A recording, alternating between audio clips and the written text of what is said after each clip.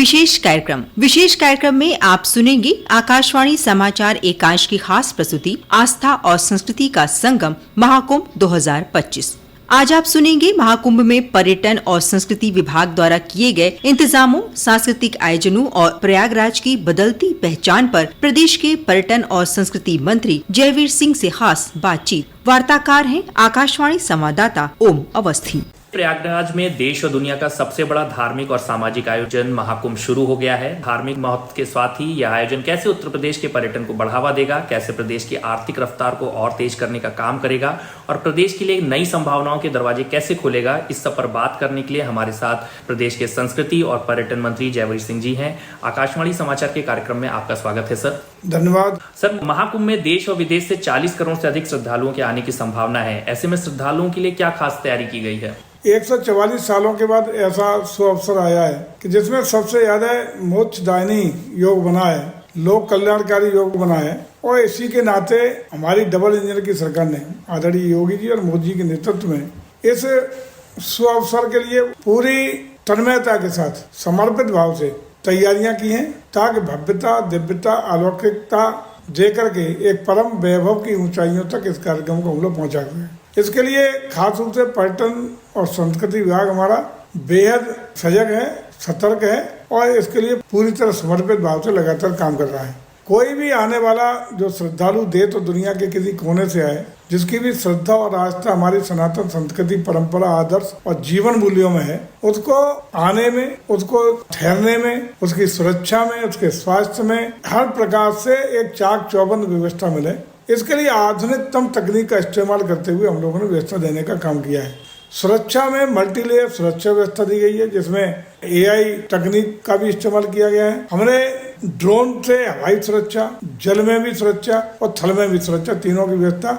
लोगों को ठहरने में कोई व्यवस्था ना हो, इसके लिए हमारे पर्यटन विभाग ने साधारण डोरमेट्री से लेकर के मध्यम वर्ग तक की चिंता करते हुए और जो अपर क्लास के लोग देश और विदेश से आने वाले उनके लिए डोम बना करके 5 स्टार सुविधा देने तक की व्यवस्थाएं सुनिश्चित करने का काम किया गया है। महाकुंभ में आने वाले श्रद्धालुओं को एक अनोखा अनुभव देने, खासकर युवाओं के लिए क्या खास इंतजाम किए गए हैं? जो आने वाले लोग हैं एक अच्छा अनुभव लेके जाएं, इसके लिए हम लोग आगामी 24 तारीख को जिस दिन उत्तर प्रदेश दिवस होगा उस दिन हम लोग ड्रोन शो का विशेष आयोजन वहाँ करेंगे। हम लोग 25 तारीख को हमारा पर्यटन दिवस है, उस दिन भी हम लोग ड्रोन शो का विशेष आयोजन करेंगे और 26 तारीख को हमारा गणतंत्र दिवस है। इसलिए 3 दिनों में लगातार हम बेहतरीन इसी थीम पर तीनों आयोजन इसी प्रयागराज कुंभ की धरती पर करने वाले हैं। साथ ही साथ हम लोगों ने लेजर शो जो प्रतिदिन लगातार दिखाने का काम किया है। हम लोग अन्य संसाधन से हम लोग हेलीकॉप्टर जोयराइड सेवा भी वहाँ मात्र 1296 रुपए में 7-8 मिनट का जोयराइड करके पूरे कुंभ की भव्यता, दिव्यता, अलौकिकता लोग वीडियोग्राफी करें, फोटोग्राफी करें, अन्य पूरा उसका आनंद लें। इस पुनीत अवसर पर अपने जिंदगी के लिए स्मृतियां सहेज के ले जा सकें, इसके लिए भी हम लोगों ने जोयराइड सेवा हेलीकॉप्टर के द्वारा भारत सरकार का जो PSU है पवन हंस, उसके माध्यम से देने का शुरुआत कर दिया। कुल मिला के हम लोगों का प्रयास ये है कि जो भी इस पवित्र मौके पर वहाँ आए, हमारी संस्कृति के प्रति, हमारे इस आयोजन के प्रति एक अच्छा अनुभव लेके जाए, ताकि हमारी भारतीय सनातन संस्कृति का वो एक ब्रांड एम्बेसडर वापस जाकर के अपने स्टेट में या अपने देश में जाकर के बन सके, ये हमारा प्रयास है। सर, महाकुंभ में आने वाले श्रद्धालुओं को प्रयागराज के साथ ही अयोध्या और वाराणसी जैसे दूसरे धार्मिक स्थलों तक पहुँचाने के लिए क्या तैयारी की गई है? इसके लिए हम लोगों ने अलग अलग पैकेज अपने UP STDC यूपी पर्यटन निगम के माध्यम से अलग अलग पैकेज दिए हैं, जिसमें हमारा अयोध्या हो, नैमिषारण्य हो, वाराणसी हो, चित्रकूट हो, हमारा विंध्यवासिनी धाम हो,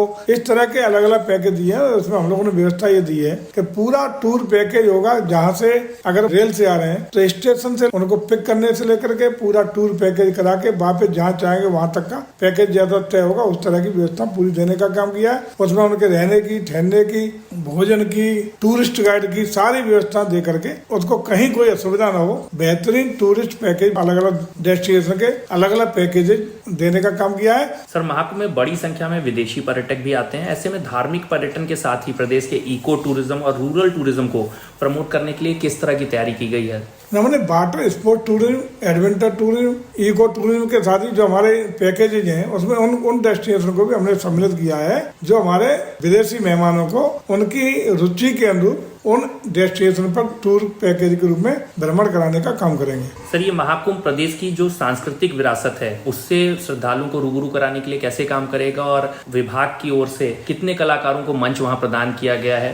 अपनी सांस्कृतिक विरासत को जो भी हमारा श्रद्धालु है उस तक पहुंचाने के लिए सतत रूप से हम संवेदनशील हैं। इसके लिए हम लोगों ने 4 मंच कुंभ मेला क्षेत्र में, एक बड़ा मंच 10,000 ऑडियंस के बैठने के साथ, 3 मंच वहाँ 2 से 2,500 की कैपेसिटी के और 20 मंच हमारा जो प्रयागराज शहर है उसके विभिन्न प्राइम लोकेशन पर कुल मिला के 24 मंच देने का काम किया है। जो पहला 10,000 का मंच है उसमें हम लोगों ने भारत सरकार से जो कलाकार हमारे आ रहे हैं उन कलाकारों में जो पद्मश्री हैं, पद्म भूषण हैं, अन्य बड़े कलाकार, उनको हम लोगों ने डेट वाइज शेड्यूल किया है। वहाँ अपनी संस्कृति से अवगत कराने का काम करेंगे, प्रस्तुतियां दिलवाने का काम करेंगे और बाकी मंचों पर भी 5,000 से ज्यादा कलाकार जो हमारे उत्तर प्रदेश पर्यटन और संस्कृति विभाग के द्वारा रजिस्टर्ड कलाकार हैं, लोक कलाकार हैं। खास रूप से हमारी अलग अलग जो विधाएं, अवधी, भोजपुरी, ब्रज, बुंदेलखंडी, उन सभी बोली, भाषा और संस्कृतियों के कलाकार अपनी सांस्कृतिक विरासत की प्रस्तुतियां देकर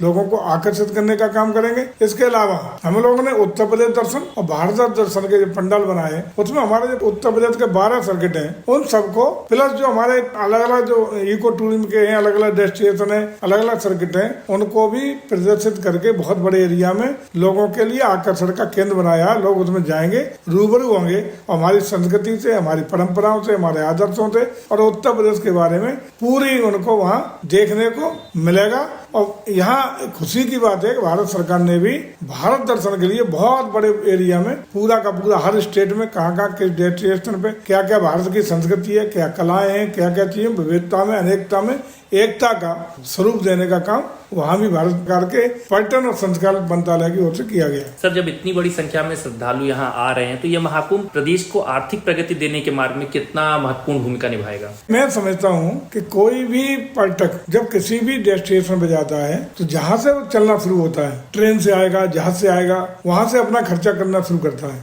जहाँ उतरेगा रिक्शा, ऑटो, बस, टैक्सी से लेकर के ठहरना, होटल से लेकर के जहाँ जाएगा वहाँ फूल माला वाला, केवट, माली, मतलब एक हमारा पर्यटक, एक श्रद्धालु कम से कम 6 लोगों को रोजगार का अवसर प्रदान करता है। हमारा अनुमान है कि इस महाकुंभ के आयोजन से 45 दिन का आयोजन है, लगभग 2 लाख करोड़ रुपए की इकोनॉमी उत्तर प्रदेश को मिलने वाली है। और मैं समझता हूँ कि ये पुनः उस ओर जो हमारे नेता आदरणीय मोदी जी का संकल्प है कि हम भारत को विकासशील भारत से विकसित भारत बनाना चाहते हैं, हम विश्व गुरु भारत बनाना चाहते हैं और विश्व गुरु भारत बनने में ये उत्तर प्रदेश में आयोजित महाकुंभ एक बड़ी भूमिका, एक बड़े प्लेटफॉर्म के रूप में साबित होगा। सर, प्रयागराज में इतने बड़ी लेवल पर इंतजाम किए गए हैं, लेकिन जो इतनी बड़ी संख्या में श्रद्धालु आएंगे वो वाराणसी, अयोध्या समेत नैमिषारण्य दूसरी जगहों पर भी जाएंगे, तो उन जगहों पर क्या कोई खास इंतजाम किए गए हैं? सारी जगह जहाँ हमने पैकेज दिए हैं जो पूर्वांचल के मुख्य आकर्षण के विषय या मुख्य धार्मिक स्थल हैं उन सब पर हम लोगों ने उनके रुकने के लिए टेंट सिटी की व्यवस्था की है, होम स्टे की व्यवस्था की है और वो ज्यादातर ऐसे हैं जहाँ होटलों की पहले से ही इंफ्रास्ट्रक्चर डेवलप्ड है, 5 स्टार से लेकर के छोटे छोटे होटल हैं और अतिरिक्त रूप से हजारों लोगों की तादाद में लोगों के श्रद्धालुओं के रुकने के लिए एडिशनल व्यवस्था अपने स्तर से हम लोगों ने कराने का काम किया है। सर, आपने हमें इतनी बेहतर जानकारी दी कि यह महाकुंभ कैसे प्रदेश की आर्थिक रफ्तार को बढ़ाने में एक अहम भूमिका निभाएगा। इतने बड़े आयोजन के लिए आप प्रदेश वासियों से और दूसरे प्रदेशों से आने वाले लोगों से क्या अपील करना चाहेंगे इस मौके पर? मैं समझता हूँ कि जिन लोगों का भारत की संस्कृति में, खासकर सनातन संस्कृति में जिनका विश्वास है, जिनकी आस्था है, जिनकी श्रद्धा है, उन सबको मैं आह्वान करूंगा, निवेदन करूंगा, गुजारिश करूंगा कि आइए इस महाकुंभ 2025 में प्रयागराज की जो तीर्थ राज कहा जाता है उसकी धरती पे आइए, अपने जीवन में 144 साल के बाद आए हुए इस योग को अपने जीवन में पुण्य फल के रूप में डुबकी लगा करके माँ गंगा, माँ यमुना, माँ त्रिवेणी की मुख्य धारा में डुबकी लगाइए, पुण्य फल प्राप्त करिए और जीवन को कृतार्थ करिए।